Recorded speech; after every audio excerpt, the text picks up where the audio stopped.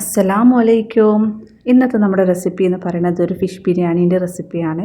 അപ്പോൾ വളരെ സിമ്പിളായിട്ട് മക്കൾക്കൊക്കെ ഇഷ്ടപ്പെടുന്ന രീതിയിലാണ് ഞാൻ ഈ റെസിപ്പി ഉണ്ടാക്കിയിരിക്കുന്നത്. അപ്പോൾ ഇതിന് വേണ്ടിയിട്ട് ഒരു 2 വലിയ സവോള നീളത്തിൽ കട്ടി കുറഞ്ഞ് അരിഞ്ഞ് വെച്ചിട്ടുണ്ട്. പിന്നെ ഒരു വലിയ തക്കാളി എടുത്തിട്ടുണ്ട്. അതുപോലെ തന്നെ കുറച്ച് മല്ലിച്ചപ്പ്, ഒരു ഇഞ്ചി ഫുള്ള്, ഒരു വെളുത്തുള്ളി ഫുള്ള്, 2 പച്ചമുളക് ആവശ്യത്തിനനുസരിച്ച് കൂട്ടാവുന്നതാണ്. ഇത്രയും ഞാൻ എടുത്ത് മാറ്റി വെച്ചിട്ടുണ്ട്. ഇനി ഞാനിതിലേക്ക് എടുത്തിരിക്കുന്നത് നമ്മുടെ ആവോലി മീനാണ്. മുള്ളില്ലാത്ത മീൻ എടുക്കുന്നതാവും ബിരിയാണിക്ക് എപ്പോഴും നല്ലത്. അപ്പം അതിലോട്ട് ഞാനൊരു 1/2 ടീസ്പൂൺ മഞ്ഞൾപ്പൊടി ഇട്ട് കൊടുത്തിട്ടുണ്ട്. പിന്നെ ഇതിലേക്ക് ഇടുന്നത് 1/2 ടീസ്പൂൺ കുരുമുളക് പൊടിയാണ്. നിങ്ങൾക്ക് എരിവ് ആവശ്യമുണ്ടെങ്കിൽ കുരുമുളക് പൊടി കൂട്ടാവുന്നതാണ്. അതുപോലെ തന്നെ ഇതിലേക്ക് 1/2 ടീസ്പൂൺ മുളക് പൊടിയും കൂടി ഇട്ട് കൊടുക്കുന്നുണ്ട്. ഇനി ഇത് മിക്സ് ചെയ്ത് നമുക്കിതിലേക്ക് ആവശ്യമായിട്ടുള്ള ഉപ്പും കൂടെ ചേർത്ത് കൊടുക്കാം. ഉപ്പ് ചേർത്ത് മിക്സാക്കി 1 ടീസ്പൂൺ വിനാഗിരിയും കൂടി ഒഴിച്ച് നമുക്ക് നന്നായിട്ട് ഇതൊന്ന് മസാല തേച്ച് അടച്ച് വെച്ച് മാറ്റി വയ്ക്കാം. ഇനി നമുക്ക് എന്ത് ചെയ്യാം, ഇത് മസാല പിടിക്കാൻ കുറച്ച് നേരം മാറ്റി വെച്ചതിന് ശേഷം നമുക്ക് അടുപ്പിലൊരു പാൻ ഇതുപോലെ വയ്ക്കാം. പാൻ അടുപ്പിൽ വെച്ച് നമുക്ക് എന്ത് ചെയ്യാം, അതിലേക്ക് അത്യാവശ്യം ഒരു ഓയിൽ ഒഴിച്ചു കൊടുക്കാം. നമുക്ക് ബിരിയാണീൻ്റെ മുകളിലിടാനുള്ള സവോള വറുത്തെടുക്കാൻ വേണ്ടിയിട്ടാണ്. അപ്പോൾ അതിന് വേണ്ടി വേറൊരു സവോള ഞാനിതുപോലെ അരിഞ്ഞ് വെച്ചിട്ടുണ്ടായിരുന്നു. അത് ഞാൻ ഇതുപോലെ വറുത്തെടുക്കുന്നുണ്ട്. അപ്പോൾ ഈ സവോള വറുക്കുന്നതിന് കൊടുത്ത് നിങ്ങൾക്ക് വേണമെങ്കിൽ അണ്ടിപ്പരിപ്പ് മുന്തിരിയും കൂടി വറുത്തെടുക്കാം. പക്ഷേ മീൻ ബിരിയാണീൻ്റെ മുകളിൽ അത് ഇടുന്നത് താല്പര്യമില്ലാത്തത് കൊണ്ടാണ് ഞാൻ വറുക്കാഞ്ഞത്. ഇനി നമുക്കൊരു പാൻ അടുപ്പത്ത് വെച്ച് അതിലേക്കൊരല്പം ഓയിൽ ഒഴിച്ചു കൊടുക്കാം. നമ്മുടെ ഏത് പാനിലാണോ നിങ്ങൾ ബിരിയാണി ഉണ്ടാക്കാൻ ഉദ്ദേശിക്കുന്നത് ആ പാൻ എടുത്ത് മീൻ പൊരിക്കുന്നതാണ് ഏറ്റവും നല്ലത്. ഇനി നമുക്കതിനകത്ത് മീൻ വറുത്തെടുക്കാം. മീൻ വറുത്തതിന് ശേഷം നമുക്ക് എന്ത് ചെയ്യാം, മീനെല്ലാം എടുത്തൊരു പാത്രത്തിലേക്ക് മാറ്റി വയ്ക്കാം. അപ്പോൾ നമ്മുടെ മീനെല്ലാം ഞാൻ മാറ്റിയിട്ടുണ്ട്. ഇനി നമ്മൾ ഓയിൽ എടുക്കുന്നതെന്ന് പറഞ്ഞാൽ നമ്മൾ ഉള്ളി വറുത്ത ഓയിലാണ് എടുക്കുന്നത്. അതിൽ നിന്നൊരു 4 ടേബിൾ സ്പൂണോളം ഓയിൽ ഞാനിതിലേക്ക് ഒഴിച്ചു കൊടുക്കുന്നുണ്ട്. പിന്നെ 2 ടേബിൾ സ്പൂണ് നെയ്യും കൂടെ ഒഴിച്ചു കൊടുക്കുന്നുണ്ട്. ഇനി നമുക്ക് എന്ത് ചെയ്യാം, നമ്മൾ അരിഞ്ഞു വെച്ചിട്ടുള്ള 2 സവോള ഇതിലേക്ക് ഇട്ട് കൊടുക്കാം. സവോള നന്നായിട്ട് വഴന്ന് വരണം. അപ്പോൾ നമുക്ക് സവോള വഴന്ന നേരം നമുക്ക് വേറൊരു അടുപ്പിൽ റൈസിനുള്ള വെള്ളം വയ്ക്കാം. അപ്പോൾ ഞാനിതുപോലൊരു കലത്തിനകത്ത് ഒരു 6-7 കപ്പ് വെള്ളം എടുത്തിട്ടുണ്ട്. 2 കപ്പ് ജീര റൈസാണ് ഞാൻ എടുത്തിരിക്കുന്നത്. ഇനി അതിലേക്ക് നമുക്ക് പട്ടയും അതുപോലെ തന്നെ ഗ്രാമ്പും പിന്നെ നമുക്ക് 5-6 ഏലക്കയും ഇട്ട് കൊടുത്ത് 2 ടേബിൾ സ്പൂണോളം സൺഫ്ലവർ ഓയിലും 1 ടീസ്പൂൺ നെയ്യും കൂടെ ഒഴിച്ച് ആവശ്യത്തിന് ഉപ്പും ഇട്ട് ഇത് അടച്ച് വെച്ച് നമുക്ക് എന്ത് ചെയ്യാം, തിളപ്പിക്കാൻ വെക്കാം. അപ്പോൾ വെള്ളം നല്ലോണം തിളക്കുന്ന വരെ നമുക്ക് വെയിറ്റ് ചെയ്യാം. വെള്ളം നല്ലോണം തിളച്ച് വരുന്ന സമയത്ത് നമ്മൾ കഴുകി വൃത്തിയാക്കി വെച്ചിട്ടുള്ള ജീര റൈസ് ഇതിലേക്ക് ഇട്ട് കൊടുക്കാം. അപ്പോൾ വേറൊരു അടുപ്പിൽ നമ്മുടെ ഉള്ളി വഴറ്റുന്നുണ്ട് ഞാൻ. അപ്പോൾ അതും അതിൻ്റെ സൈഡിലോട്ട് പോകും. ഇനി നമുക്ക് അരി തിളച്ച് വരുന്ന സമയത്ത് ഇതിലേക്ക് നമ്മൾ അരിഞ്ഞ് വെച്ചിട്ടുള്ള ക്യാരറ്റ് ഇട്ട് കൊടുക്കാം. ശേഷം അതവിടെ വേവട്ടെ, നമുക്ക് നമ്മുടെ സവോള മസാല റെഡിയാക്കാം.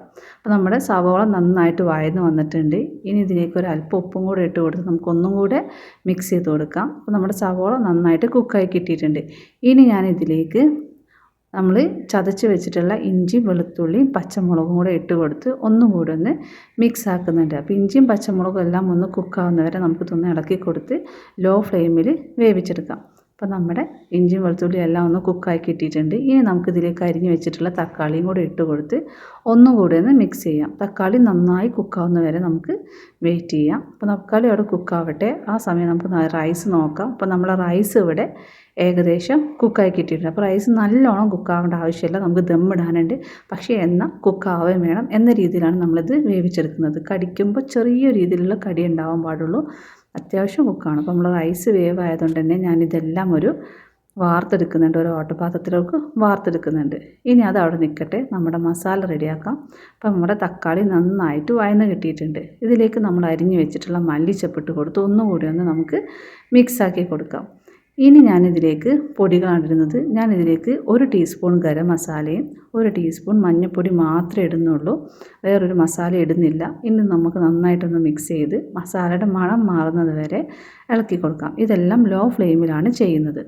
ഇനി നമുക്കിതിലേക്ക് തൈര് ഇട്ട് കൊടുക്കാം. അപ്പം ഞാനൊരു 2 ടേബിൾ സ്പൂൺ തൈരാണ് ഇതിലേക്ക് ഇട്ട് കൊടുത്തിട്ടുള്ളത്. തൈരും കൂടെ ഇട്ട് നമുക്കിതൊന്നും കൂടി ഒന്ന് മിക്സ് ചെയ്തെടുക്കാം. അപ്പോൾ നമ്മുടെ മസാല ഇവിടെ സെറ്റായി കിട്ടിയിട്ടുണ്ട്. ഇനി നമുക്ക് ഇതിൻ്റെ ഉപ്പ് നോക്കിയിട്ട് ഉപ്പ് പാകത്തിനനുസരിച്ച് ഇട്ട് കൊടുത്ത് ഒന്നും കൂടി ഒന്ന് മിക്സ് ചെയ്തെടുക്കാം. ഇനി നമ്മൾ ഇതിലേക്ക് വറുത്ത് വെച്ചിട്ടുള്ള മീൻ ഓരോന്നായിട്ട് ഇട്ട് കൊടുക്കുന്നുണ്ട്. അപ്പോൾ മീൻ ഇതിലേക്ക് ഇട്ട് മിക്സ് ചെയ്യുന്ന സമയത്ത് നമ്മൾ ശ്രദ്ധിക്കേണ്ടത് മീൻ ഉടയാതെ സൂക്ഷിക്കണം. ഉടഞ്ഞ നമുക്ക് പിന്നെ കഴിക്കുന്ന സമയത്ത് മീൻ ഉണ്ടാവത്തില്ല. അപ്പോൾ നമ്മളിത് ഓരോന്നിട്ടിട്ട് പതിയെ വേണം ഇത് മിക്സ് ചെയ്ത് കൊടുക്കാൻ. കാരണം ഈ മസാലയായിട്ട് നമ്മുടെ ഫിഷ് അത്യാവശ്യം മിക്സായി കിട്ടുകയും വേണം. എങ്കിൽ ആ മസാലയ്ക്കും മീനിൻ്റെ ഒരു ടേസ്റ്റ് കിട്ടത്തുള്ളൂ. അപ്പോൾ ഞാൻ ഇതുപോലെ മെല്ലെ ഇളക്കി കൊടുക്കുന്നുണ്ട്. ആ മസാലയൊക്കെ ഒന്ന് അതിൻ്റെ മേളിലാവുന്ന രീതിയിലൊന്ന് ഇട്ട് കൊടുക്കുന്നുണ്ട്. ഇനി നമുക്ക് എന്ത് ചെയ്യാം, ഇതിന് ശേഷം മസാലയെല്ലാം ഒന്ന് സെറ്റാക്കിയതിന് ശേഷം ഒരു 2 മിനിറ്റ് നമുക്ക് ഇത് അടച്ച് വെച്ചൊന്ന് വേവിക്കണം. ആ മസാലയായിട്ട് മീനൊന്ന് മിക്സ് ആവാൻ വേണ്ടിയിട്ടാണ് നമ്മളിതുപോലെ അടച്ച് വെച്ച് വേവിക്കുന്നത്. ഇപ്പം നമ്മുടെ മസാലയും മീനും എല്ലാം ഒന്ന് ചൂടായി കിട്ടിയിട്ടുണ്ട്. ഇനി നമുക്ക് എന്ത് ചെയ്യാം, നമ്മൾ വാർത്ത് വെച്ചിട്ടുള്ള റൈസ് ഇതിൻ്റെ മുകളിലോട്ട് ഇതുപോലെ കുറേശ്ശെയായിട്ട് നമുക്ക് ഇട്ട് കൊടുക്കാം. ഇതുപോലെ സ്പ്രെഡ് ചെയ്തിട്ട് കൊടുക്കണം. ഒറ്റയടിക്ക് ഇട്ട് കൊടുത്താൽ കട്ട പിടിക്കും. അപ്പോൾ ഇതുപോലെ എല്ലാ ഭാഗത്തേക്കും കുറേശ്ശെയായിട്ട് നമുക്കിതിങ്ങനെ ഇട്ട് കൊടുക്കാം. അപ്പോൾ നമ്മൾ റൈസ് ഫുള്ളായിട്ട് ഇട്ട് കൊടുക്കുന്നുണ്ട്. നമുക്ക് വേണമെങ്കിൽ ഇത് 2 സ്റ്റെപ്പാക്കിയിട്ടും ചെയ്യാം. പക്ഷേ ഇത് ഞാൻ കുറച്ച് പേർക്കുള്ളതായതുകൊണ്ടാണ് നമുക്ക് 2 സ്റ്റെപ്പാക്കാൻ മാത്രമുള്ള റൈസൊന്നുമില്ല. ഒത്തിരി റൈസ് ഉണ്ടെങ്കിൽ നമ്മൾ മസാല ഇൻ ബിറ്റ്വീൻ വെച്ചിട്ട് ചെയ്യുകയാണെങ്കിൽ ഒന്നുകൂടി നല്ലതായിരിക്കും.